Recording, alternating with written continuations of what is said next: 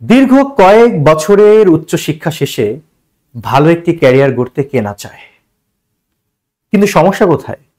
সমস্যা হলো বিসিএস বলেন, ব্যাংক জব বলেন, কিংবা ভালো একটি সেক্টরে যদি আপনি ক্যারিয়ার গড়তে চান, আপনার জন্য সবচেয়ে বড় প্রতিবন্ধকতা হয়ে দাঁড়াতে পারে আপনার ইংলিশের দুর্বলতা। আর এর জন্য দরকার একটি শক্তিশালী ইংলিশ ফাউন্ডেশন। সুতরাং প্রশ্ন থাকে, ইংলিশ ফাউন্ডেশন শক্তিশালী করার জন্য আমার করণীয় কি? কি করণীয় বিস্তারিত আছে এই ভিডিওতে। জানেন তো, একটা কথার কিন্তু প্রচলন আছে, সেটা হলো শর্টকাটে প্রস্তুতি নিয়ে বারবার ব্যর্থ হওয়ার চেয়ে বরং সময় নিয়ে একটা গোছানো প্রস্তুতি নিলে প্রথমবারই সফল হওয়া সম্ভব। সুতরাং জীবনে অনেক সময় নষ্ট করেছেন, আর না, দয়া করে, আবারও বলছি, দয়া করে নিজের ক্যারিয়ারের স্বার্থে মনোযোগ সহকারে ভিডিওটি দেখুন। আমরা কি আলোচনা করব এই ভিডিওতে? আমি ধারাবাহিকভাবে আলোচনা করব ভোকাবুলারি মনে রাখার সহজ কৌশল। এটা সবার জন্য একটা পেইনফুল ব্যাপার। তাহলে ভোকাবুলারি মনে রাখার সহজ কৌশল কেমন হতে পারে? আমি আলোচনা করব ইংরেজি সাহিত্যে বেশি নম্বর পেতে করণীয় কি। আলোচনা করব ইংলিশ গ্রামারের শুধু রুলস মুখস্থ করাই কি সমাধান? শুধু রুলস মুখস্থ করে কি গ্রামার অংশে ভালো করা যাবে নাকি যাবে না? আলোচনা করব ইংলিশ ফ্রি হ্যান্ড রাইটিং এ দক্ষ হওয়ার উপায় কি। সবাই চায় আমি focus writing, argument writing, essay writing বানাই লিখতে পারবো, কিন্তু এর জন্য দরকার English free hand writing skill. আর এখানে দক্ষ হওয়ার উপায় কি? আমি এই ভিডিওতে আলোচনা করব ইংলিশ নিউজ পেপার কিভাবে পড়তে হয়। সবাই একটা সহজ পরামর্শ দেয়, তুমি ইংলিশ নিউজ পেপার পড়ো, কিন্তু কেউ বোঝে না মনের দুঃখ, আমি তো নিউজ পেপার পড়তে পারি না, আমি কিভাবে পড়বো?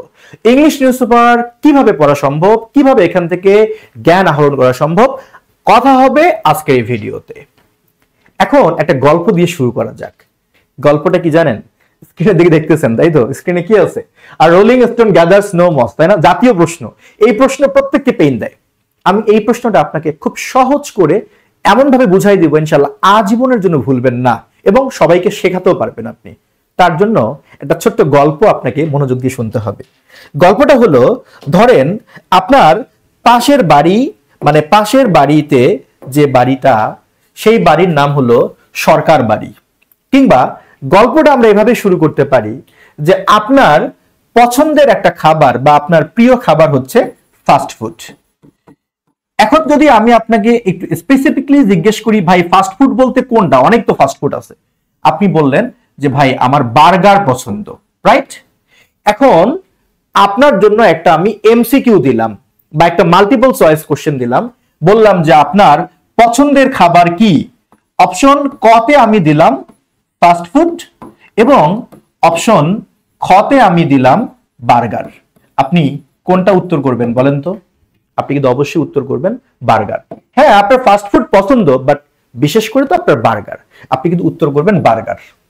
এখন যদি আমি অপশনটা এভাবে দেই যে আপনার প্রিয় খাবার কি, বলার পর অপশনে আমি দিলাম, প্রথমে বললাম ফাস্ট ফুড এবং আরেকটা অপশনে দিলাম আমি যে শীতকালীন সবজি, তাহলে আপনার কোনটা পছন্দের খাবার?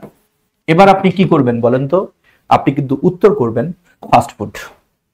এখন যদি আমি আরেকটা অপশন যোগ করে দেই যে আপনার প্রিয় খাবার কি, ফাস্ট ফুড, শীতকালীন সবজি নাকি বার্গার, আপনি কিন্তু এবার উত্তর করবেন কি, বার্গার। তার মানে বিষয়টা কি দাঁড়াবে? বিষয়টা হলো যে এমসিকিউ এর ক্ষেত্রে চারটা অপশনের মধ্যে আপনাকে খুঁজতে হবে which is the best option, এবং সেই অপশনটাই সঠিক যেটা সবচেয়ে বেশি সুনির্দিষ্ট উত্তর বা তথ্য দিয়ে থাকে। এবার আসেন আমরা সেই জেরান পার্টিসিপলের গল্পে চলে যাই। খেয়াল করেন এখানে কি লেখা আছে, আর rolling stone gathers no moss, তাই না? এখন বলা হয়েছে যে এই রোলিংটা এখানে কি, এদিকে তাকাবেন না, এদিকে আসেন। রোলিংটা এখানে কি, নাউন, অ্যাডভার্ব, অ্যাডজেক্টিভ নাকি ভার্ব? আপনারা কিন্তু কমেন্ট বক্সে লিখতেই পারেন। এখানে আমরা কিছু না বুঝলেও এতটুকু বুঝতে পারছি, স্টোন মানে যেহেতু পাথর, তাহলে পাথর একটা নাউন, আর নাউনের অবস্থা বোঝাচ্ছে। রোলিং হচ্ছে গড়িয়ে যায়, যে পাথরটা গড়িয়ে যায় এটার কথা বলছে। তার মানে যেহেতু এই শব্দটা এই নাউনকে কোয়ালিফাই করেছে, আর সেই ছোট্টবেলা থেকে আমরা জানি যা নাউন প্রোনাউনের দোষ গুণ অবস্থা বুঝায় তার নাম কি, অ্যাডজেক্টিভ। তার মানে আপনারা কিন্তু নির্দ্বিধায় উত্তর করবেন এখানে কি বলেন অ্যাডজেক্টিভ, রাইট? উত্তর করবেন। এখন আপনার আরেকটা অপশনে দেওয়া আছে যে এখানে রোলিংটা কি, জেরান্ড, পার্টিসিপল, অ্যাডজেক্টিভ নাকি ভার্ব। এইবার আপনার জন্য বিপদ, আপনার মনে হচ্ছে অ্যাডজেক্টিভ উত্তর হতে পারে, আবার মনে হচ্ছে কি পার্টিসিপল উত্তর হতে পারে। এই ক্ষেত্রে আপনার করণীয় কি? এজন্য আমি বলবো আপনি একটু এখানে মনোযোগ দেন, একটু মনোযোগ দেন। যখন ভার্বের সাথে আইএনজি যুক্ত হয় সেটা জেরান্ডও হতে পারে, পার্টিসিপলও হতে পারে। কিন্তু কখন কোনটা? আমরা যখন দেখে থাকি ওই ভার্ব আইএনজি ওই শব্দটি একটি নাউনের কাজ করে, নাউন নাউন নাউন, শুধুই নাউন। যখন দেখি সেটা নাউনের কাজ করে তখন আমরা ধরে নেই সেটা কি জেরান্ড। তার মানে একটা জেরান্ড শুধুই নাউনের কাজ করতে পারে। বাট যখন আপনি দেখবেন এই ভার্ব প্লাস আইএনজিটি একটি ভার্বের কাজ করে, অ্যাডজেক্টিভের কাজ করে কিংবা অ্যাডভার্বের কাজ করে, আমরা তখন তাকে কি বলি? পার্টিসিপল বলি। তার মানে পার্টিসিপল মানে শুধু অ্যাডজেক্টিভ না, পার্টিসিপল ভার্বও হতে পারে, অ্যাডজেক্টিভও হতে পারে, অ্যাডভার্বও হতে পারে। ক্লিয়ার বিষয়টা? তাহলে আমরা কি জানলাম?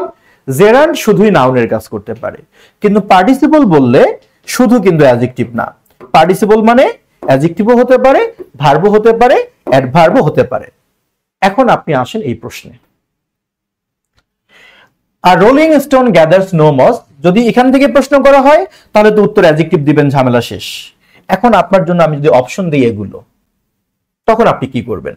তখন আপনি বুঝতেছেন যে রোলিং শব্দটা যেহেতু নাউনকে কোয়ালিফাই করেছে, সুতরাং এই শব্দটি হলো একটা কি অ্যাডজেক্টিভ। খেয়াল করেন, এই শব্দটি হলো একটা কি অ্যাডজেক্টিভ। ফাইন, সেই দিক থেকে আপনি উত্তর দিলেন অ্যাডজেক্টিভ, আপনার কোনো দোষ নেই।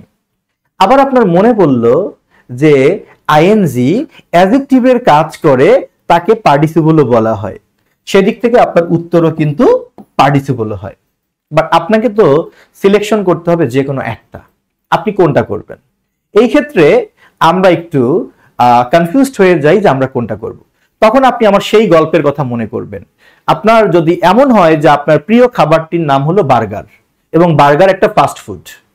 এখন অপশনে দেওয়া আছে আপনার প্রিয় খাবার কোনটা, একটা অপশনে দেওয়া আছে ফাস্ট ফুড, আরেকটা অপশনে দেওয়া আছে বার্গার। আপনি নিশ্চয়ই কি উত্তর করবেন? বার্গার। এখন যদি অপশনটা হয়তো এরকম যে আপনার প্রিয় খাবার কি, একটা অপশন দেওয়া আছে ফাস্ট ফুড, আরেকটা অপশনে দেওয়া আছে বাংলা ফুড, আপনি নিশ্চয়ই উত্তর করতেন কি ফাস্ট ফুড। একই রকম ভাবে এই আইএনজিটা পার্টিসিপল এবং অ্যাডজেক্টিভ দুটোরই কিন্তু কাজ করতেছে। এখন আপনার উত্তর কি করা উচিত? আপনি যদি পার্টিসিপল দেন, তার মানে পার্টিসিপল বলতে কিন্তু ভার্বও হইতে পারে, অ্যাডজেক্টিভও হইতে পারে, অ্যাডভার্বও হতে পারে। তো আমাকে একটু বলেন, এই শব্দটা কি একই সাথে ভার্ব, অ্যাডজেক্টিভ, অ্যাডভার্ব তিনটারই কাজ করতেছে? একদমই না, এটা শুধুই অ্যাডজেক্টিভের কাজ করতেছে। তাই আমাদের উচিত কি না উত্তরটা অ্যাডজেক্টিভ করা? অবশ্যই উচিত। এখন যদি এমন হইতো যে আমার এখানে অপশনে অ্যাডজেক্টিভ নাই, তখন আমি কি করতাম? যেহেতু এটা জেরান্ড না, তখন আমি কি দিতাম? পার্টিসিপল দিতাম। আমার মনে হয় বিষয়টা বুঝতে পারছেন। এতক্ষণ ধরে বকবক করে আমি যা বলছি, মূল কথা হলো অপশন যেমনই থাক, আপনাকে সেই অপশনটা ক্লিক করতে হবে যেটা সবচেয়ে বেশি সুনির্দিষ্ট তথ্য দেয় বা উত্তর দিতে পারে। আমরা আরেকটা প্রশ্নে চলে যাই, তাহলে আপনি বুঝতে পারবেন। The baby came here dancing, শিশুটি এখানে নেচে নেচে আসলো। খেয়াল করেন, তাহলে কিভাবে আসলো? নেচে নেচে আসলো। তার মানে এই ডান্সিং শব্দটা মূলত ভার্বকে মডিফাই করতেছে। হ্যাঁ, বেবি নাচতেছিল ঠিক আছে, বাট ডান্সিং শব্দটা দ্বারা ভার্ব বা আসার ধরনটাকে বোঝাচ্ছে। তাহলে যে শব্দটি ভার্বকে মডিফাই করে তার নাম কি? অ্যাডভার্ব। এটা হলো একটা অ্যাডভার্ব। এখন যদি আপনার অপশন হয়তো এরকম চারটা, তাহলে আপনি কি করতেন? আপনি অবশ্যই কিন্তু কি দিতেন? অ্যাডভার্ব দিতেন, রাইট? এতে কোনো সন্দেহ নেই, আপনি অ্যাডভার্ব দিতেন। যদি এই চারটা অপশন হইতো, আপনি অ্যাডভার্ব দিতেন। বাট আপনি এখানে গিয়ে দেখেন, যদি অপশনটা এমন হইতো যে অ্যাডভার্বও আছে আবার পার্টিসিপলও আছে, তখন আপনার কি করণীয়? কমেন্ট বক্সে উত্তর করবেন দ্রুত। তখন আমার করণীয় হলো আমি নিজেকে এভাবে ভাববো যে আচ্ছা, আমি যদি পার্টিসিপলকে উত্তর করি, পার্টিসিপলকে উত্তর করা মানে আমি স্বীকার করতেছি এই শব্দটা ভার্বও হয়েছে, অ্যাডজেক্টিভও হয়েছে, অ্যাডভার্বও হয়েছে। কারণ পার্টিসিপল মানে তো ভার্ব, অ্যাডজেক্টিভ, অ্যাডভার্ব তিনটাই হতে পারে। পরে আমার হুঁশ ফিরে আসলো, এই কি ব্যাপার, এই শব্দ তো ভার্ব, অ্যাডজেক্টিভ, অ্যাডভার্ব তিনটাই না, এটা তো শুধু অ্যাডভার্ব। তাহলে আমার কি করণীয়? তাহলে আমার করণীয় শুধু অ্যাডভার্ব উত্তর দেয়া। ক্লিয়ার? এখন যদি এমন হইতো যে এখানে অপশনে অ্যাডভার্বটা নেই, তখন আপনি কি করতেন? তখন আপনি বুঝতেছেন যে এটা তো অ্যাডজেক্টিভ না, এটা তো জেরান্ডো না, কারণ জেরান্ড হতে গেলে নাউন হতে হয়। তখন আমার কি করণীয়? তখন আমি পার্টিসিপল দিব। বিষয়টা ক্লিয়ার? তাহলে আপনাদের জন্য এবার আমার একটা প্রশ্ন রইল, সেই প্রশ্নটা আপনারা অবশ্যই কিন্তু কমেন্ট বক্সে লিখবেন। প্রশ্নটি হলো এরকম, আমি যদি বলি আ ফ্লাইং বার্ড, একটা উড়ন্ত পাখি, জাস্ট এইটুকু। এইখানে ফ্লাইং শব্দটা আমি একটা অপশনে দিলাম অ্যাডজেক্টিভ, আরেকটা অপশনে দিলাম পার্টিসিপল, দুইটাই দেওয়া আছে। এই মুহূর্তে আপনার কি করণীয়? যদি অপশন দুটোই হয় আপনারা ঝটপট কমেন্ট বক্সে জানিয়ে দিবেন। ফ্লাইং বার্ড অ্যাডজেক্টিভ দিবেন নাকি পার্টিসিপল দিবেন? উত্তর দুটোই হতে পারে, বাট আপনার কোনটা দেওয়া উচিত এবং কেন দেওয়া উচিত যদি পারেন কমেন্ট বক্সে লিখবেন। এবার খেয়াল করেন, আপনারা জেরান্ড পার্টিসিপলটা কিন্তু খুব সুন্দর করে বুঝে গেলেন, তাই না? কেন? কারণ আমি সুন্দর করে বোঝানোর কিন্তু চেষ্টা করেছি। এখন বিষয়টা হলো, এই চেষ্টা শুধু আজকের ভিডিওতে আমরা সীমাবদ্ধ রাখতে চাই না।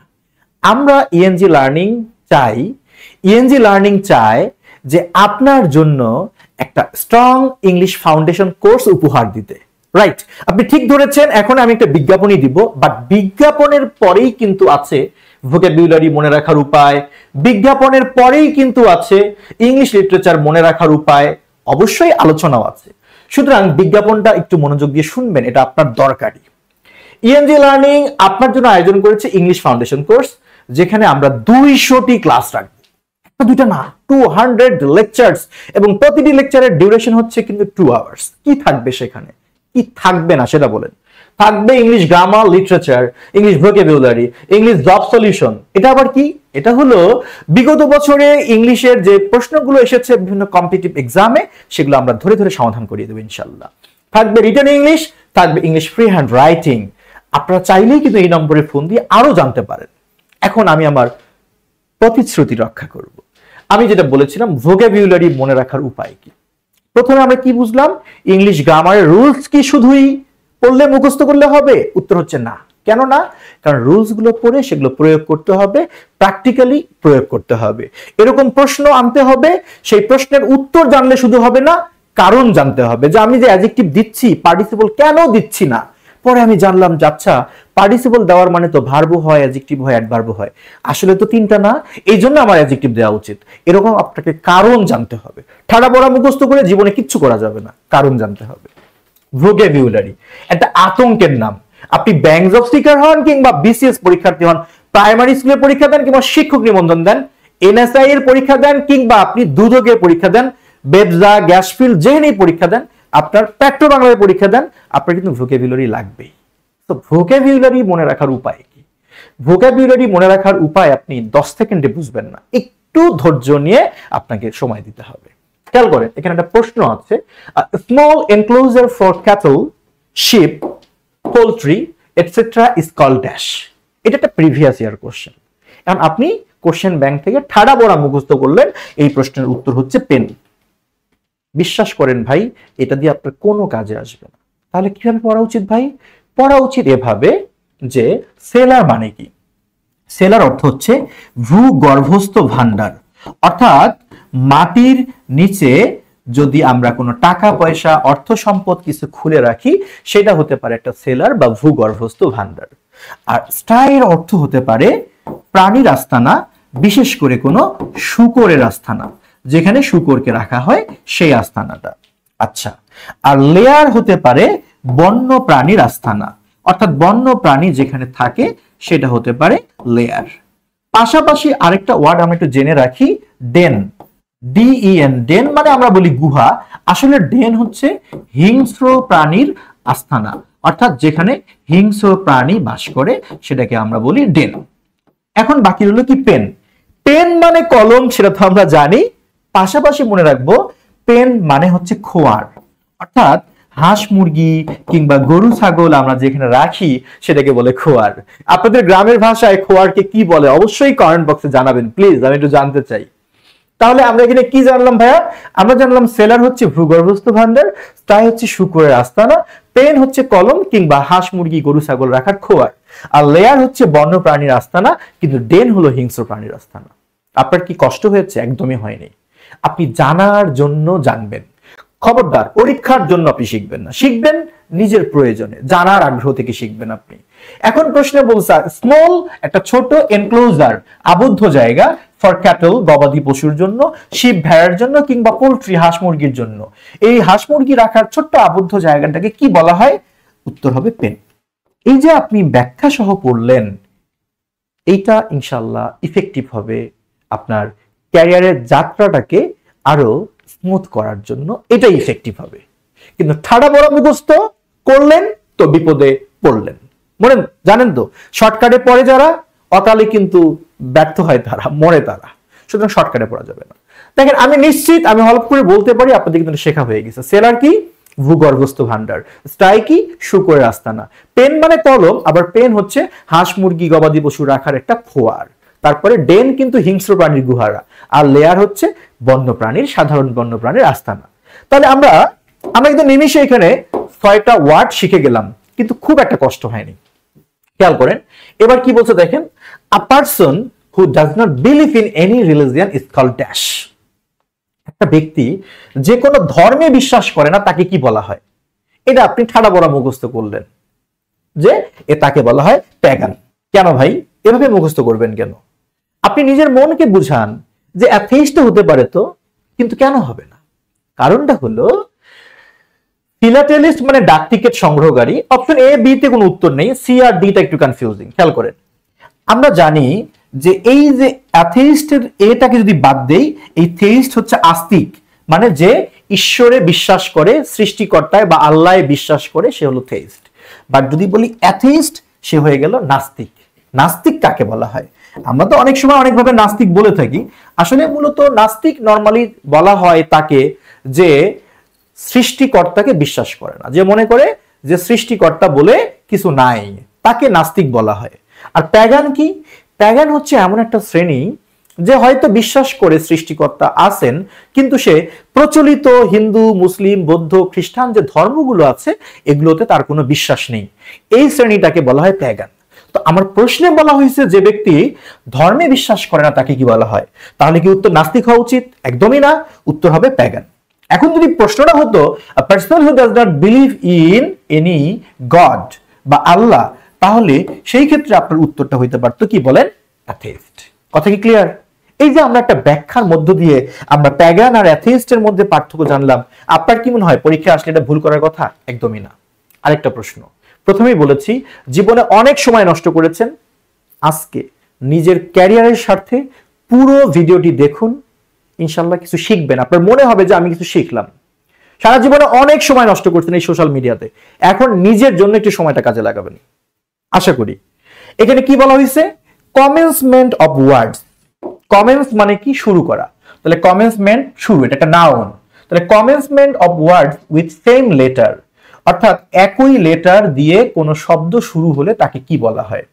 ধরেন আমি বাংলায় বললাম কাক কালো, কোকিল কালো, কালো কন্যার কেশ, ক ক ক ক ক। এই যে সবগুলোর শুরুতে ক ক ক একই লেটার না? আচ্ছা, আমি ধরেন ইংলিশে একটা বাক্য বললাম, Babul bought a piece of butter, but the butter Babul bought was very bitter. কি বলছি? Babul bought a piece of butter, but the butter Babul bought was very bitter. তাহলে এই যে যতগুলো শব্দ আমি বললাম, খেয়াল করছেন প্রায় প্রতিটা শব্দের শুরুতেই কিন্তু B B B B B B ছিল। এরকম যখন কোনো সেন্টেন্সে আমরা দেখতে পাই যে একাধিক শব্দের শুরুতে একই রকম কনসোনেন্ট লেটার আছে, সেটা যে বি হবে তা না, যে কোনো লেটার হতে পারে, একই রকম কনসোনেন্ট লেটার দিয়ে শুরু হয় যখন একাধিক শব্দ, এটাকে ইংরেজি সাহিত্যের ভাষায় কিংবা এটাকে আমরা বলে থাকি অ্যালিটারেশন। অ্যালিটারেশন বাংলা হলো অনুপ্রাস। তাহলে আমরা কি জানলাম? যে যখন কোনো বাক্যে একাধিক শব্দের শুরুতে একই রকম লেটার এর কমেন্টস শুরু হয়, সেটাকে আমরা বলি অনুপ্রাস বা অ্যালিটারেশন। তার মানে উত্তর কিন্তু আমরা পেয়ে গেলাম, কিন্তু আমরা বাকি তিনটাকে ছাড়বো না, আমরা ওদের সাথে পরিচিত হব। এখানে কি বলা হচ্ছে? আমি অন্তত আপনাদেরকে 2-3টা বোঝানোর চেষ্টা করি। অ্যানাফোরা, অ্যানাফোরা কি? অ্যানাফোরাটা হচ্ছে যখন আপনি জানবেন যে একই শব্দের রিপিটেশন, অর্থাৎ the repetition of same word. যখন আপনি দেখবেন যে একই শব্দের রিপিটেশন হচ্ছে কোনো বাক্যে, সেটাকে বলা হয় anaphora. I want my money right now, right here, alright. কি বলছি? I want my money right now, right here, alright. এই যে আমি রাইট রাইট রাইট শব্দটা কয়বার ব্যবহার করছি? 3বার। ঠিক আছে? এই যে alone alone, all all alone, alone on a wide wide sea. এই একই শব্দ বারবার রিপিট করা, বারবার ব্যবহার করা বা একই শব্দ রিপিটিশন করা, এটাকে বলা হয় অ্যানাফোরা। আর অক্সিমনটা কি? অক্সিমনটা হচ্ছে পরস্পর বিপরীতধর্মী দুইটি শব্দ, পরস্পর বিপরীতধর্মী দুইটি শব্দের অবস্থান যখন থাকবে সেটাকে বলা হয় অক্সিমন। সেটা আবার কি রকম? অনেক সময় বলি না, আরে এটা তো ওপেন সিক্রেট, কে না জানে। খেয়াল করছেন? ওপেন আবার সিক্রেট সাংঘর্ষিক হয়ে গেল না? যা ওপেন সেটা আবার সিক্রেট কেমনে হয়, আর যা সিক্রেট সেটা আবার ওপেন কেমনে হয়? সাংঘর্ষিক। আবার যদি বলি সে একটা honest থিপ, he is an honest থিপ, আরে ভাই যে চোর সে আবার সৎ হয় কেমনে, আর যে সৎ সে আবার চোর হয় কেমনে? আমি যদি বলি she is a virgin prostitute, আরে ভাই যে প্রস্টিটিউট সে ভার্জিন কেমনে হয়? আর তুমি যদি ভার্জিনই বলো তাহলে সে প্রস্টিটিউট কেমনে হয়? খেয়াল করছেন? Irregularly regular. এরকম পরস্পর বিপরীত ধর্মী যদি দুইটা ওয়ার্ড পাশাপাশি বসে সেটাকে আমরা বলি অক্সিমন। তাহলে পরস্পর বিপরীত ধর্মী দুইটি ওয়ার্ড পাশাপাশি বসলে অক্সিমন, আর একই লেটারের রিপিটেশন হলে অ্যালিটারেশন, আর একই শব্দের রিপিটেশন হচ্ছে অ্যানাফোরা। নিশ্চয়ই আমি অ্যান্টিথিসিস নিয়েও আমার ক্লাসে আলোচনা করব, এটা একটা বিপরীত ধর্মী ক্লোজ আর কি। তাহলে খেয়াল করছেন, আপনি সঠিক উত্তর তো জানলেনই, পাশাপাশি কিন্তু আপনি বাকিগুলোর ব্যাখ্যা জানলেন। তার মানে ওগুলো থেকে যদি পরবর্তী প্রশ্ন হয় আপনি কিন্তু অনায়াসে পারবেন। আমি আসলে চাচ্ছি আপনাদের ভোকাবুলারিটা ঠাড়া পড়া মুখস্থ না করে যেন সহজে আলোচনার মাধ্যমে বোঝা যায় সেই কৌশল নিয়ে কথা বলতে। খেয়াল করছেন, ছোটবেলা থেকে সারা জীবন মনে মুখস্থ করছি আমরা। কি মুখস্থ করি? আমরা একদম ঠাড়া পড়া মুখস্থ করি। Abide by, about in, absent from, absent from. ভাই এভাবে মুখস্থ করলে মনে থাকবে না। আপনি এভাবে পড়েন যে অ্যাবসেন্ট মানে তো অনুপস্থিত। আমি যদি বলি লোকটা অনুপস্থিত, প্রশ্ন হবে না কোথায় থেকে অনুপস্থিত? অবশ্যই প্রশ্ন হবে কোথায় থেকে অনুপস্থিত। কেউ বলবে স্কুল থেকে অনুপস্থিত, কেউ বলবে বাসা থেকে অনুপস্থিত, বলবে কিনা? তাহলে কোথায় থেকে, থেকের ইংলিশ কি? ফ্রম। তাহলে বোঝাই যাচ্ছে অ্যাবসেন্টের পরে তো ফ্রমই হবে, তাই না? এরপর আমরা বলি অ্যাবাউন্ট ইন মানে প্রচুর পরিমাণে থাকা, আবার অ্যাবাউন্ট উইথ মানে পূর্ণ থাকা। আপনি মুখস্থ করবেন কেন? আপনি বুঝবেন কোনো কিছু প্রচুর পরিমাণে থাকতে গেলে জায়গাটা ছোট হবে নাকি বড় হবে? তো বড় হবে। তো বড় স্থানের পূর্বে কি অ্যাট বসে নাকি ইন বসে? ইন বসে। তাহলে প্রচুর পরিমাণ বোঝাতে অ্যাবাউন্ট ইন তো হবেই। আর পূর্ণ থাকা মানে কি? কোনো কিছু দিয়ে তো ভরা থাকবে, দিয়ে ইংলিশ কি? উইথ। সো সেই ক্ষেত্রে তো অ্যাবাউন্ট উইথ হবে। এইভাবে যদি আমরা প্রতিটা ব্যাখ্যা সহ একটু পড়ি তাহলে আপনি ভাবেন তো এগুলো কি মনে না থাকার কোনো কারণ আছে? একদমই কোনো কারণ নেই। কথা তো অনেক হলো। আমি কথা দিয়েছি আজকে আমি আপনাদেরকে ইংলিশ নিউজ পেপারটা কিভাবে পড়তে হয় সেটা দেখাবো, ফ্রি হ্যান্ড রাইটিং এ দক্ষ হওয়ার কৌশল নিয়ে কথা বলবো ইনশাআল্লাহ। ইংলিশ লিটারেচার মনে রাখার উপায় কি? উপায় আছে। খেয়াল করেন, আমি উদাহরণ দিয়ে বোঝানোর জন্য একজন সাহিত্যিক এবং তার সাহিত্যকর্ম নিয়ে আসি, উইলিয়াম ব্লেক। আচ্ছা, যিনি ইংরেজি সাহিত্যে ব্যাপক পরিচিত আমাদের কাছে, এবং তিনি হচ্ছেন একই সাথে পোয়েট অ্যান্ড পেইন্টার। প্রায় সময় বিসিএস প্রিলিমিনারি পরীক্ষায় প্রশ্ন আসে, who was both a poet and painter? তখন আমরা দিই উত্তর কি? William Blake. উইলিয়াম ব্লেকের অনেক সাহিত্যকর্মের মধ্যে কয়েকটা এখানে উল্লেখযোগ্য কবিতা এবং কবিতা সমগ্র আমি লিখেছি। একটা হলো মিল্টন আ পোয়েম, কবিতার নাম। আরেকটা হলো সাংস অফ ইনোসেন্স, কবিতা সমগ্র। আরেকটা হলো সাংস অফ এক্সপেরিয়েন্স। আরেকটা হলো marriage of hell and heaven. আমরা যদি সহজ করে বলি যে আমাদের পিপি, আচ্ছা ব্লেক, সংক্ষেপে বললাম আমাদের পিপি ব্লেক মিল্টনের বিয়েতে, খেয়াল করেন মনোযোগ দেন প্লিজ, মিল্টনের বিয়েতে দুইটি গান পরিবেশন করলো। আপনি জাস্ট এই সূত্রটুকু দিয়ে কিন্তু মিল্টনকে আপনি উইলিয়াম ব্লেককে আপনি সহজে মনে রাখতে পারেন যে আমাদের পিপি, আমাদের প্রিয় পিপি ব্লেক মিল্টনের বিয়েতে 2টি গান পরিবেশন করলো। এই মনে থাকবে না? অবশ্যই মনে থাকবে। এখানে কি বুঝলাম? আমাদের P P, P P means poet and painter. কে? William Blake. তাহলে তার পরিচয়টা ক্লিয়ার হয়ে গেল। আচ্ছা, মিল্টনের বিয়েতে, মিল্টন থেকে কি? মিল্টন থেকে মিল্টন আ পোয়েম। বিয়ে, বিয়ের ইংলিশ কি? ম্যারিজ। তার মানে সেখান থেকে হচ্ছে marriage of hell and heaven, marriage of hell and heaven. মিল্টনের বিয়েতে 2টি গান, গানের ইংলিশ কি? সং। তার মানে সং দিয়ে তার 2টা সাহিত্যকর্ম আছে, একটা হলো সংস অফ ইনোসেন্স আর একটা হলো সংস অফ এক্সপেরিয়েন্স। ক্লিয়ার? আমাদের প্রিয় পিপি মিল্টনের বিয়েতে 2টি গান পরিবেশন করলো। মনে রাখা সম্ভব কিনা? সম্ভব, যদি কেউ এভাবে সম্ভব করিয়ে দেয় আর আপনার যদি আগ্রহ থাকে সেটা রিসিভ করার, তাহলে অবশ্যই সম্ভব। তার মানে ইংরেজি সাহিত্য নিয়ে কিন্তু আসলে দুশ্চিন্তা করারও কোনো কারণ নেই। অনেক তো কথা হলো, এবার আসেন না ইংলিশ ফ্রি হ্যান্ড রাইটিং অনেক সমস্যা। ভাই কি কি সমস্যা? সমস্যাগুলোর উদাহরণ আমি বলি। কারো সমস্যা সে বড় বাক্য অনুবাদ করতে ভয় পায়, ছোট বাক্য পারে। আবার কারো সমস্যা হলো অনুবাদ করার সাহস পাইলেও ভোকাবুলারি নিয়ে টেনশনে থাকে যে ওয়ার্ড কোনটা দিবে, ওর নিজের ওয়ার্ড নিজেরই পছন্দ হয় না, ঠিক না? আবার কারো সমস্যা হলো এসে বা ফোকাস লিখতে পারি না। করণীয় কি? আমি চেষ্টা করবো আপনাদের এই সমস্যাগুলো সমাধান দেওয়ার। আপনারা চেষ্টা করবেন নিজের মনটাকে ধৈর্য করে শক্ত করে বেঁধে ধরার, যেন পুরো ভিডিওটা ইনশাল্লাহ শেষ করতে পারেন। খেয়াল করে এখানে একটা বাক্য দেখতে পাচ্ছেন, তাই তো? দেখতে পাচ্ছেন না? আমি এটা আপনাদেরকে অনুবাদ করে দেখাবো উইদাউট এনি রুলস। কেন বললাম? এই যে এক গাদা রুলস মুখস্থ করেন, subject plus V1, object 1, object 2, object 3, হ্যান ত্যান, ম্যানার, প্লেস, টাইম, ফাইম, আরো কত কিছু, নো নিড, কিচ্ছু লাগবে না। এগুলো ছাড়াই সম্ভব। এই বাক্য আর পর ওয়ার্ড নিয়ে কি হবে সেটা বুঝাবো। এরপর আপনাদের কিভাবে আপনার ইংলিশ নিউজ পেপার পড়বেন সেটা বুঝাবো। জাস্ট আপনাকে ধৈর্য নিয়ে একটু লেগে থাকতে হবে। এখানে বাক্যটা কি আছে? বিশাল বড় বাক্য না? খেয়াল করেন বাক্যটা। বাংলাদেশের সরকার গত কয়েক বছর ধরে, কোন সরকার ভাই দ্যাট ডাজন্ট ম্যাটার, রাজনীতি না ঢুকাই দিয়ে জাস্ট বাক্যটার দিকে চলে আসেন। আমি সাদা মনে লিখেছি, বাংলাদেশের সরকার গত কয়েক বছর ধরে নিরলসভাবে দেশের গ্রামীণ এলাকাগুলিতে ডিজিটাল প্রযুক্তির প্রসার ও অবকাঠামো প্রসারের জন্য কাজ করে যাচ্ছে।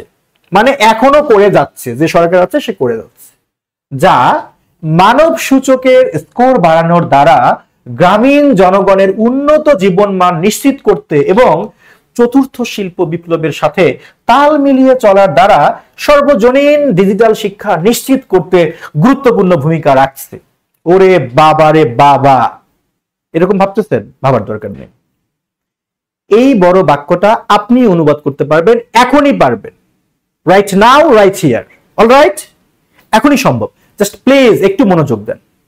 যখন দেখবেন কোনো বাংলা বাক্য অস্বাভাবিক বড়, আপনার কাজ হলো ওই বাক্যটাকে একটু সেকশন দিয়ে নেওয়া, ভাগ করে নেওয়া। কোথায় ভাগ করব? আপনি যেখানে কনজাংশন পাবেন সেখানে আপনি একটা স্টেশন বানাবেন। দেখেন এইখানে একটা কনজাংশন আছে যা, তার মানে আমার কাজ হলো আমি প্রথম থেকে এইটুকু পর্যন্ত এটার ইংলিশ আগে লিখবো। আমি যায়ের পরে যা আছে এই যে এগুলো, হ্যাঁ, এগুলোর দিকে আমি এখন তাকাবো না, ঠিক আছে? এগুলো আমার কাজ না। আমার কাজ হলো শুধু প্রথম বাক্যটুকু।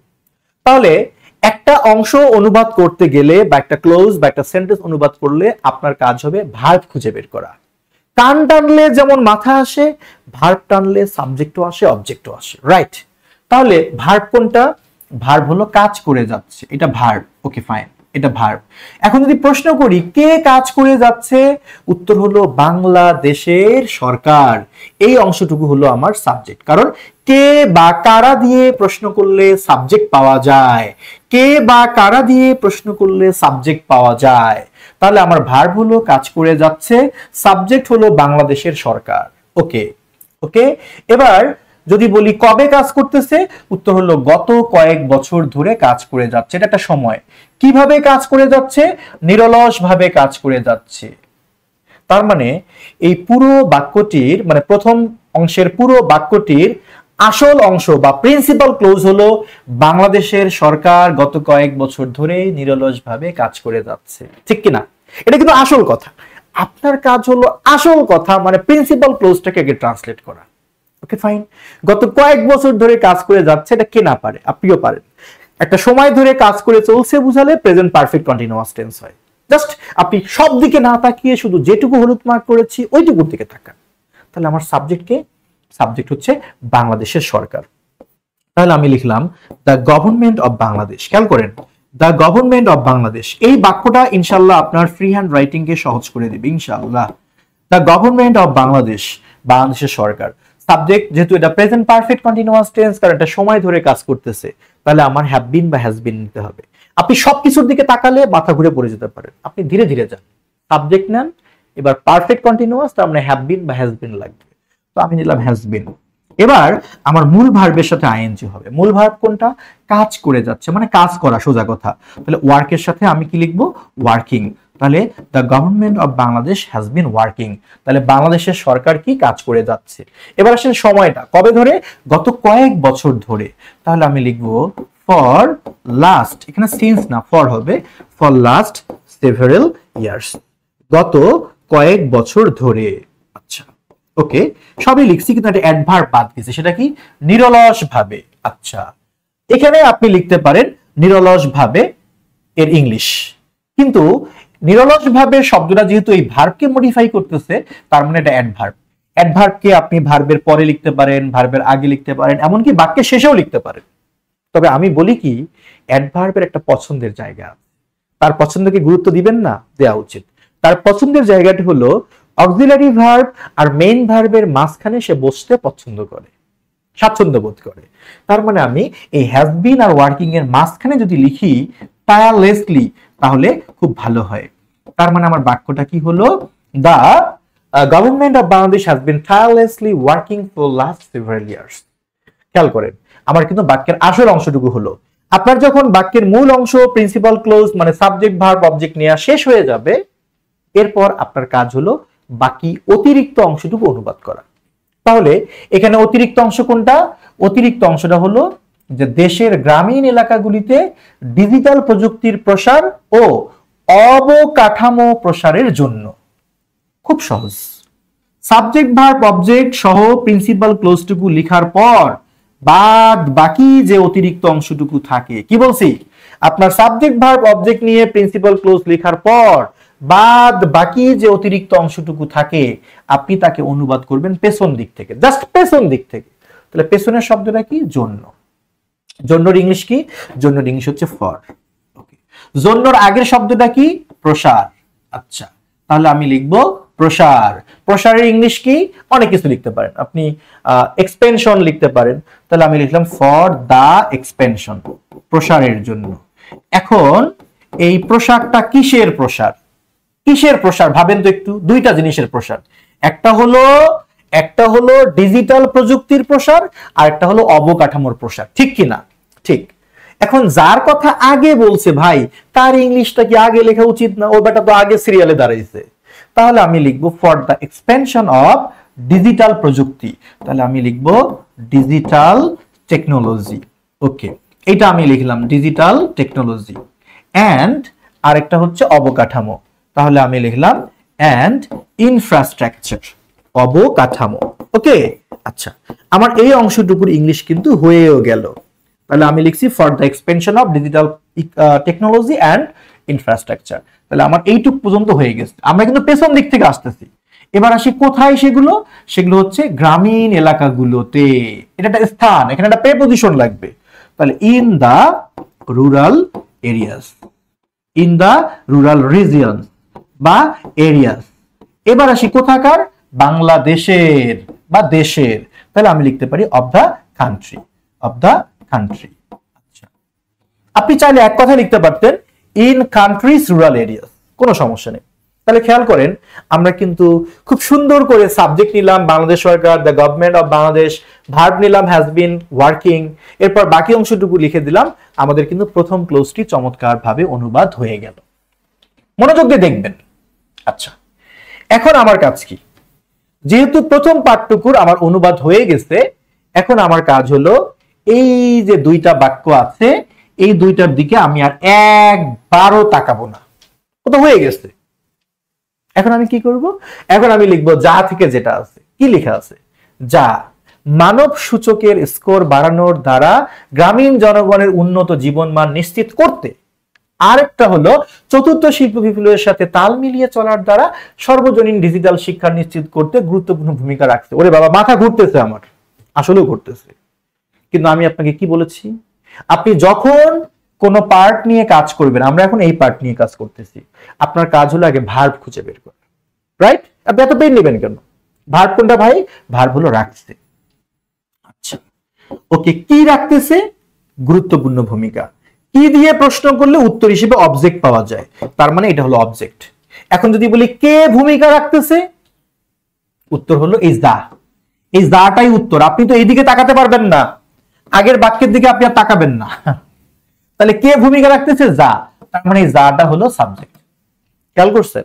কি খেয়াল করছেন? আমার এই দ্বিতীয় স্লাইডে যে পার্টটা আছে, এখানে কিন্তু মূল অংশ তিনটা। যাটা সাবজেক্ট, আর রাখছে এটা হলো ভার্ব, আর অবজেক্টটা হলো গুরুত্বপূর্ণ ভূমিকা। ঠিক না? আপনার এই তিনটা পার্ট আগে নেয়া কাজ। আপনি আগে সাবজেক্ট, ভার্ব, অবজেক্ট নেবেন, বাকিগুলো নিয়ে পরে ভাববো আমরা। ওকে, তাহলে জাহির ইংলিশ কি? জাহির ইংলিশ দ্যাট নাকি হুইজ কোনটা? এই যে একটা ঝামেলা। মনে রাখবেন, জাহির ইংলিশ হুইজও হয় দ্যাটও হয়, কিন্তু হুইজ সাবজেক্টের কাজ করে আর দ্যাট অবজেক্টের কাজ করে। কি বলছি? হুইজ সাবজেক্টের কাজ করে, দ্যাট অবজেক্টের কাজ করে। তাহলে আপনার যাটা এখানে কিসের কাজ করছে যেন? সাবজেক্ট। তাহলে আপনার হুইজ লিখলে ভালো হয়। তো আমি লিখলাম হুইজ, যা। ওকে, কমাটা কেন দিলাম সেটা আমি একটু পরে বলবো, মনোযোগ দেন। যা, হুইজ, সাবজেক্ট পাইলাম। এবার আমার ভার্ব দরকার। ভার্ব কোনটা? রাখছে, মানে রাখিতেছে, এটা প্রেজেন্ট কন্টিনিউয়াস টেন্স। তাহলে আমি লিখবো whose is playing, whose is playing. Okay, কি রাখতেছে? গুরুত্বপূর্ণ ভূমিকা। একটা ভূমিকা নাকি অনেক ভূমিকা? অনেক ভূমিকা।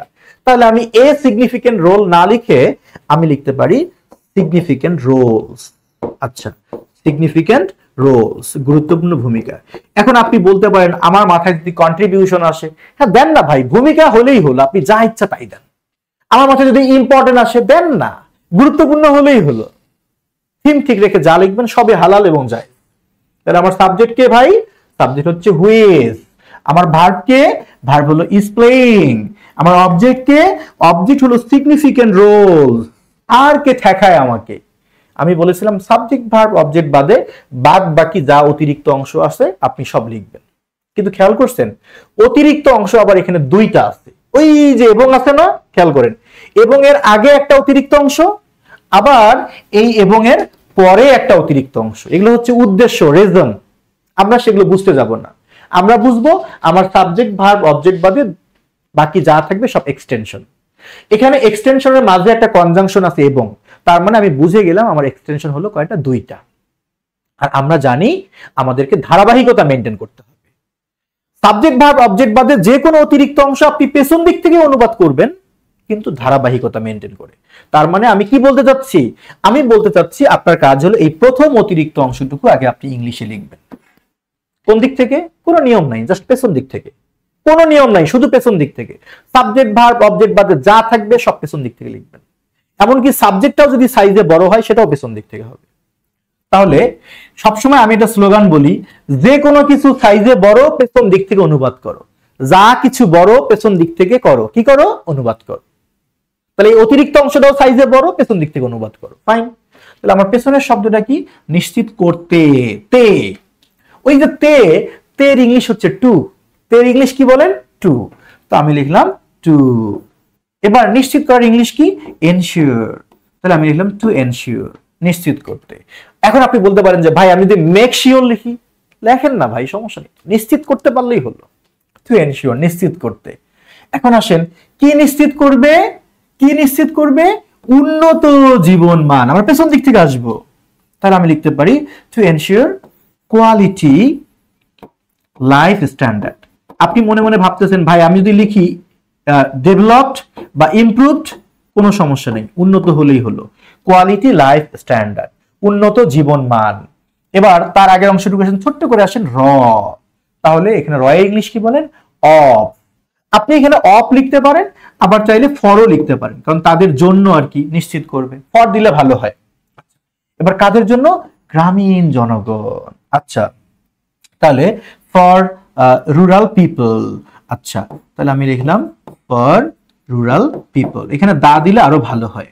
আচ্ছা, এবার আসেন গ্রামীণের ইংলিশ হলো এবার দ্বারা। দ্বারার ইংলিশ কি বলেন? বাই। তো আমিও লিখলাম বাই। এবার কিসের দ্বারা? বাড়ানো। ধীরে ধীরে আসেন, পেছন দিক থেকে আসবো। বাড়ানো মানে কি? বৃদ্ধি পাওয়া। বৃদ্ধি করার ইংলিশ কি? ইনক্রিজ, অথবা কি রাইজ বা রেইজ হতে পারে এখানে। তাহলে ইনক্রিজও হতে পারে, রেইজও হতে পারে, কিন্তু আপনি যাই দেন আপনাকে আইএনজি যুক্ত করতে হবে। কেন? কারণ টু বাদে অন্য প্রিপজিশনের পর ভার্ব থাকলে আইএনজি হয়। তাহলে রেইজিং, বাড়ানোর দ্বারা। কি বাড়ানোর দ্বারা? স্কোর। কোন স্কোর? মানব সূচকের স্কোর। তাহলে আমি লিখতে পারি যে এইচডিআই মানে হচ্ছে হিউম্যান ডেভেলপমেন্ট স্কোরস। আপনি মনে মনে ভাবতেছেন ওয়ার্ডে আটকে গেলে কি করব? তার সমাধান আছে একটু পরে। ওকে, এটাও হয়ে গেল। তাহলে আমাদের একটা অতিরিক্ত অংশ কিন্তু হয়ে গেল। তার মানে আমার এই বাক্যটা ক্লোজ। এবার আমি কনজাংশনটা লিখব এবং, এবং এর জন্য কি দিলাম? এন্ড। এবার আমার পরের অতিরিক্ত অংশটা এই চতুর্থ থেকে শুরু করে আমি এই নিশ্চিত করতে পর্যন্ত এইটুকু লিখব। বাট কোন দিক থেকে লিখবো যেন? ওই পেছন দিক থেকে আমি লিখবো। তাহলে আমার পেছনের পার্টটা কি? আবারও নিশ্চিত করতে। তো আমি লিখলাম এন্ড টু এনশিওর, নিশ্চিত করতে। আগে লিখে যাই, একটু দেখেন, নিশ্চিত করতে। আচ্ছা, কি নিশ্চিত করতে? যে সর্বজনীন ডিজিটাল শিক্ষা। তাহলে আমি লিখলাম যে ইউনিভার্সাল, সর্বজনীন, হ্যাঁ, ডিজিটাল, ওকে, এডুকেশন, সর্বজনীন ডিজিটাল শিক্ষা। আচ্ছা, এবার আসেন দ্বারা। দ্বারার ইংলিশ কি যেন? বাই। তো আমি লিখে দিলাম বাই। কিসের দ্বারা? আচ্ছা, তাল মিলিয়ে চলা। তাহলে এটাকে বলা হয় কিপ। তাহলে কিপের সাথে আইএনজি হবে কিপিং পেস, তাল মিলিয়ে চলা। এবার হলো সাথে, মানে উইথ, সাথে। কার সাথে? চতুর্থ শিল্প বিপ্লব, with the fourth industrial revolution. লেখার পর আপনার মনে হতে পারে আমি দুইটা ওয়ার্ড অনর্থক দুইবার লিখে ফেলছি। সেটা কি বলেন তো? সেটা হলো টু এনশিওর। টু এনশিওর তো একটু আগেও ছিল, তার মানে আমার এখানে এই টু এনশিওর টুকুর আর দরকার নেই। খেয়াল করছেন? ভেবেছেন এই যে আপনি ধৈর্যটা নিয়ে ভিডিওটা দেখলেন, এই ধৈর্য সবার আছে? নাই, এই ধৈর্য সবার নেই। আমরা যে ইংলিশ ফাউন্ডেশন কোর্সটা চালু করতে যাচ্ছি, আমরা এই ফাউন্ডেশন কোর্সটা আমরা তো শুধু একটা বিজ্ঞাপন দিতে পারতাম, এত আলোচনা কেন করলাম? আসলে আমি চাইছি যে আমার এই আলোচনা শুনে যার ধৈর্য হবে এটা শোনার, সেই আমার ইংলিশ ফাউন্ডেশন কোর্স করার যোগ্য, এটা আমি মনে করি, আপনি যেভাবেই নেন। সুতরাং আমি আমার ডাইরেক্ট বিজ্ঞাপন না দিয়ে আমি পড়াতে নামছি, যে যার ধৈর্য হবে এই মনোযোগ দিয়ে এই আলোচনা শোনার, সে এই ভিডিও দেখা শেষ করে স্ক্রিনে দেয়া ফোন নাম্বারে ফোন করে তারপর কোর্স ফি বিস্তারিত জেনে ভর্তি হবে। শুধু কমেন্ট বক্সে আইসা ভাই ফি কত, আমরা তাদেরকে আমাদের ফাউন্ডেশন কোর্সের স্টুডেন্ট হিসেবে কনসিডার করি না। যার প্রয়োজন আমরা মনে করি তার একটু ফোন দিবে, একটু আলোচনা হবে, তার ক্যারিয়ার নিয়ে কথা, একটু যদি আলোচনা না হয় কেমনে হয় ভাই? কি সুন্দর একটা বাক্য হচ্ছে, খেয়াল করছেন? The government of Bangladesh has been tirelessly working for last several years for the expansion of digital technology and infrastructure in the rural areas of the country, which is playing significant roles to ensure quality life standard for rural people by raising human development scores and universal digital education by keeping pace with the fourth industrial revolution. আমি বলছি না যে এটাই শেষ, এই বাক্যটাকে নানানভাবে লেখা যেতে পারে, কিন্তু আমি স্বল্প সময় আর কি করব? আমি স্বল্প সময় চেষ্টা করছি যে একটা বিশাল বড় বাক্য আপনি অনেক রুলস না জেনেও কিন্তু ভালো একজন মেন্টরের সাহায্যে অনুবাদ করার সাহস করতে পারেন। আশা করি আমার সাথে একমত হবেন। যদি একমত হন তাহলে কিন্তু আমি প্রত্যাশা করব এই ভিডিওটি অবশ্যই একটু শেয়ার না দিয়ে যাবেন না, প্লিজ। আবার প্রত্যাশা করব যদি এটা ভালো লাগে আপনি অবশ্যই শেয়ার দিবেন। খেয়াল করেন এই বাক্যটা আমি সময় করে আরেকবার দেখাবো, একটু খেয়াল করেন। সবার যেটা মনে মনে প্রশ্ন ছিল যে অনেক সুন্দর তো বুঝলাম আলহামদুলিল্লাহ, কিন্তু আমি তো ওয়ার্ড পারি না, তাদের জন্য আমরা আমাদের ইংলিশ ফাউন্ডেশন ব্যাচের প্রতিটা ক্লাসে আমরা বিভিন্ন টপিকের উপর ওয়ার্ড ফ্রেজ রেখেছি। ধরেন আজকে ক্লাস হলো, আমরা আজকে দিব global warming and climate change. তার মানে কি, গ্লোবাল ওয়ার্মিং এবং ক্লাইমেট চেঞ্জ নিয়ে কিছু আপনি পড়তে গেলে সেটা যেন বুঝতে পারেন, কিছু লিখতে গেলে যেন লিখতে পারেন, এই জন্য আপনাকে যে কমনলি ইউজড ওয়ার্ড ফ্রেজ গুলো আছে আমরা সেগুলোর ইংলিশ এবং বাংলা সুন্দর করে সাজিয়ে গুছিয়ে দিব। এরকম করে 100টা ওয়ার্ড থাকবে প্রতিটা টপিকের উপর। তারপরে কি জানেন, এই ওয়ার্ড ফ্রেজ গুলো আপনি আসলে পড়েছেন কিনা সেটা আমরা বোঝার জন্য আপনাকে একটা হোমওয়ার্ক দিব। খেয়াল করেন, এটা কিন্তু জলবায়ু পরিবর্তন নিয়ে একটা টেক্সট। এটা আপনি ইংলিশ করবেন, করার পর আমাদের একটা হোয়াটসঅ্যাপ গ্রুপ আছে, সেই হোয়াটসঅ্যাপ গ্রুপের মধ্যে আপনি ছবি তুলে পাঠাবেন। আমি রুবেল রানা সময় নিয়ে দায়িত্ব নিয়ে ইনশাল্লাহ আপনাকে ফিডব্যাক দিব, কোথায় ভুল কোথায় প্রবলেম। খেয়াল করছেন কিভাবে যত্ন করে এই ফাউন্ডেশন ব্যাচ স্টুডেন্টদেরকে পড়ানো হবে। যা বলতেছি অন রেকর্ডে সবগুলো মিলিয়ে নেবেন। ফাউন্ডেশন ব্যাচে ভর্তি হওয়ার পর যদি মনে হয় যে না মিলতেছে না, জাস্ট ভিডিওটা আমাদেরকে ইনবক্সে নক করে টাকা বা কোর্স ফি ফেরত নেবেন। আমরা কোর্স ফি ফেরত দিতে বাধ্য থাকব যদি আমাদের কথার সাথে সার্ভিসের মিল না থাকে। Loud and clear. এভাবে আপনি এই টেক্সটটা অনুবাদ করবেন। তারপর কি খেলা শেষ? না। তাহলে আমাদের ইংলিশ ফাউন্ডেশন কোর্সে মোট ক্লাস থাকবে কয়টা? 200টা ক্লাস থাকবে। কোর্স প্ল্যানটা আমি আপনাদেরকে দেখাবো, একটু মনোযোগ দিবেন। আমরা কিভাবে পড়বো সেটা একটু দেখেন। আমাদের সপ্তাহে 6 দিন ক্লাস হবে। 3 দিন হবে প্রিলিমিনারি এবং 3 দিন হবে রিটেন। এই 6 দিন ক্লাস হবে। পরীক্ষা তো থাকবেই ক্লাসে ক্লাসে। ধরেন আমাদের ক্লাসের ধরনগুলো কেমন হবে। রিটেন ক্লাসের ধরন তো আমি বুঝাইলাম। প্রিলি ক্লাসের ধরন হচ্ছে, ধরেন আজ আমরা সাবজেক্ট ভার্ব এগ্রিমেন্টের উপর ক্লাস করব, ঠিক আছে। আমাদের প্রথম দিন কাজ কি? আমার প্রথম ক্লাসে কাজ হলো, আমি যে টপিকটা নিয়ে সাবজেক্ট ভার্ব এগ্রিমেন্ট নিয়ে আজকে কথা বলবো, ফাইন। আমার কাজ হলো সাবজেক্ট ভার্ব এগ্রিমেন্টের যে প্রয়োজনীয় রুলস গুলো আছে সেগুলো এক্সাম্পল সহ সুন্দর করে আপনাকে বুঝানো, এটা আমরা বুঝাবো। তারপরে খেলা শেষ? একদমই না। আপনারা জানেন যে টিচাররা যখন বুঝায় আমরা ভালো বুঝি, কিন্তু বাসায় প্র্যাকটিস করতে গেলে আমরা আটকে যাই। এই দুঃখ সবার আছে, আমারও ছিল। সেই দুঃখের জায়গা থেকে আমরা সিদ্ধান্ত নিয়েছি এবং আমরা যা করি, আমরা একটা ক্লাসে ডিসকাশন মানে আলোচনা করি, আর আরেকটা ক্লাসে আমরা অনুশীলন করাই। আমরা একটা প্রশ্ন না, ওই টপিকের উপর বিসিএস ব্যাংক বিভিন্ন পরীক্ষায় আসা যে গুরুত্বপূর্ণ প্রশ্নগুলো, যেগুলো টপনোস কোশ্চেন যেগুলো আসছে বিগত বছরে, সেগুলো আমরা নিয়ে এসে আপনাদেরকে এভাবে স্ক্রিনে কারণ সহ ব্যাখ্যা সহ বুঝাবো। এই যে উত্তরটা হলো সি, উত্তর এ আর বি বা ডি কেন হলো না, এর কারণটা ইনশাআল্লাহ জানানোর চেষ্টা করব। কারণ ছাড়া মুক্তি মিলবে না।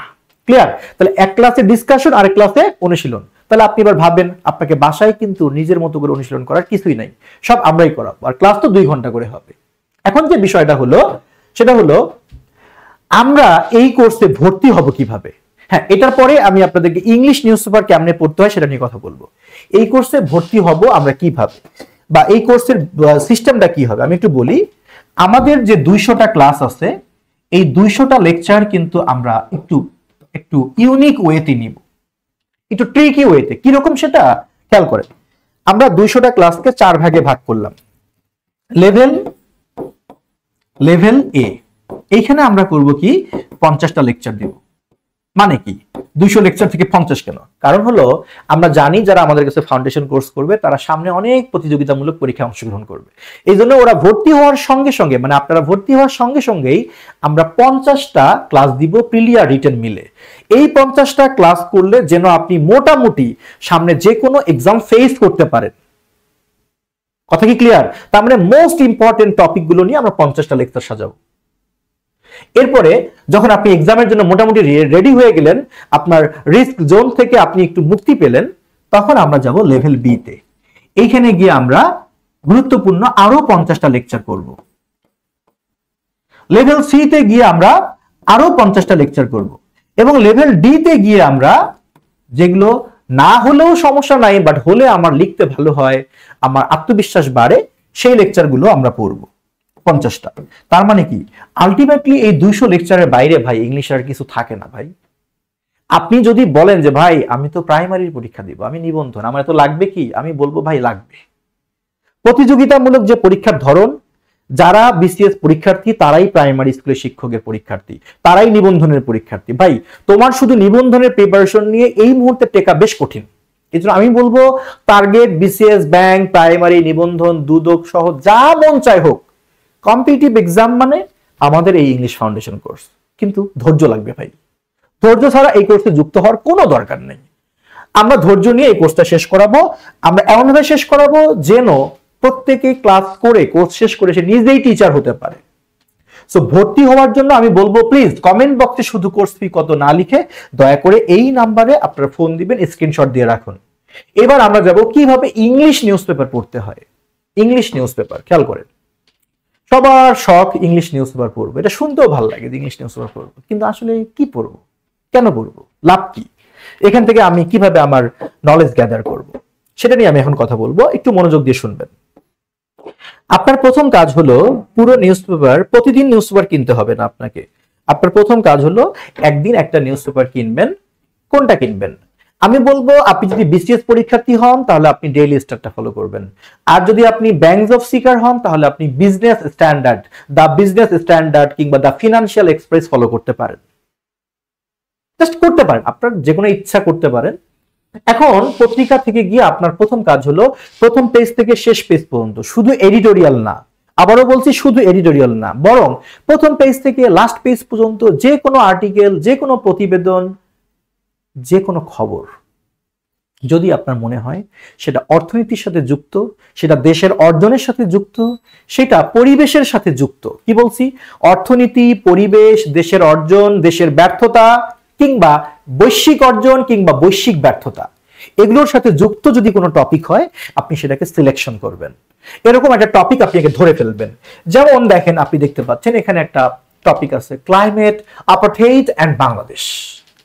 জলবায়ুকে কেন্দ্র করে যে একটা বৈষম্য আছে তার সাথে বাংলাদেশের কি একটা সম্পর্ক তুলে ধরার চেষ্টা করছে, এরকম একটা টপিক আপনাকে সিলেকশন করবেন। ফার্স্ট অফ অল আপনার কাজ হলো পুরো আর্টিকেলটি আপনি এক নজরে দেখে নেবেন, এবং সেটা দেখতে গিয়ে, সেটা পড়তে গিয়ে ওয়ার্ডের মিনিং আপনাকে খুঁজতে হবে না, জাস্ট আপনার কাজ আর্টিকেলটা একবার পড়ে ফেলা, রাইট? আপনার সেকেন্ড কাজ হলো এইখানে যে অজানা শব্দগুলো সেগুলো আপনি খাতায় তুলে সেগুলোর বাংলা অর্থ লিখবেন এবং শিখবেন। আপনি খাতে তুলবেন অ্যাপার্থাইড, এরপরে আপনি এখানে যতগুলো ওয়ার্ড আছে আর কি, ধরেন আপনার লেখা আছে ইনসেজেন্স, লেখা আছে ডিস্ট্রট, এখানে আপনার যতগুলো ওয়ার্ড আছে যেগুলো আপনি মিনিং জানেন না, আপনার সেই ওয়ার্ড বা সেই ফ্রেজগুলো আপনাকে সুন্দর করে আগে খাতায় নোট করতে হবে। এরপর আপনি মোবাইল ডিকশনারি ব্যবহার করে এই শব্দগুলোর মিনিং সুন্দর করে খাতায় লিখে রাখবেন, এবং 3-4 বার রিভিশন দিলেই কিন্তু হয়ে যাবে শেখা।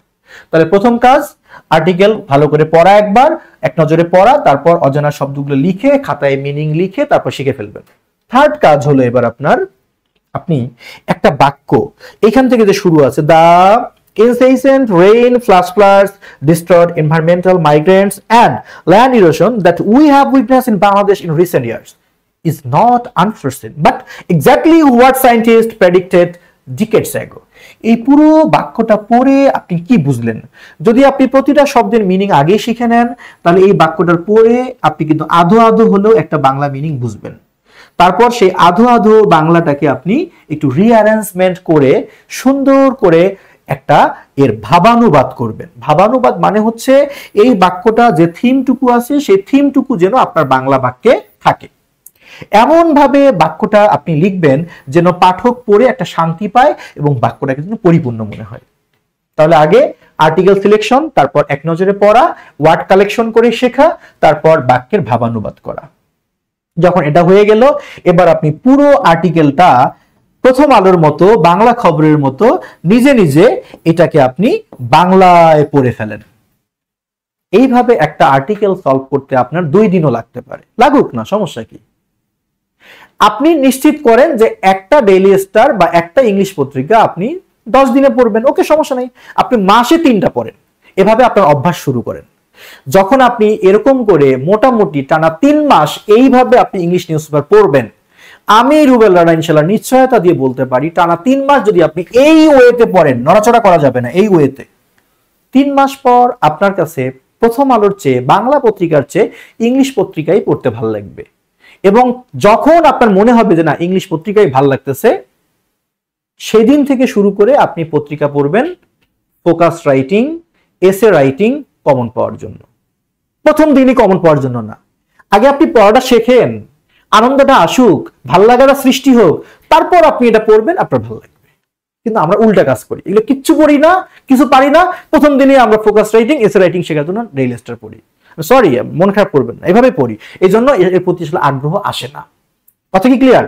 তাহলে শেষে যেটা বলতেই হয়, আপনাদের মধ্যে কারা আছেন যারা আমাদের ইংলিশ ফাউন্ডেশন ব্যাচে যুক্ত হতে চাচ্ছেন? আমরা কিন্তু ভর্তি নিব আগামী 4 দিন। এই 4 দিন পর এই ভর্তি ক্লোজ হবে।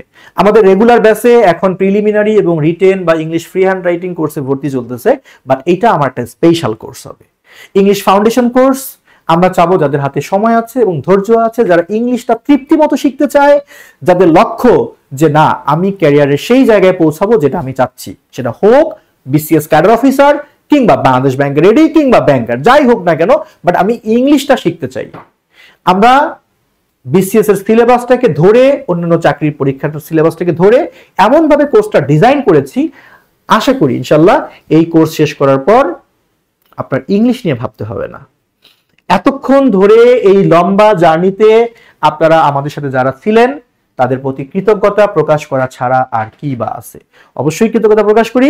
সবার জন্য শুভকামনা, সবাই ভালো থাকবেন এবং ফাইনালি আবারও বলবো ইএনজি লার্নিং এর সঙ্গেই থাকুন এবং আপনার ক্যারিয়ার যাত্রাকে আরো স্মুথ করুন। আসসালামু আলাইকুম।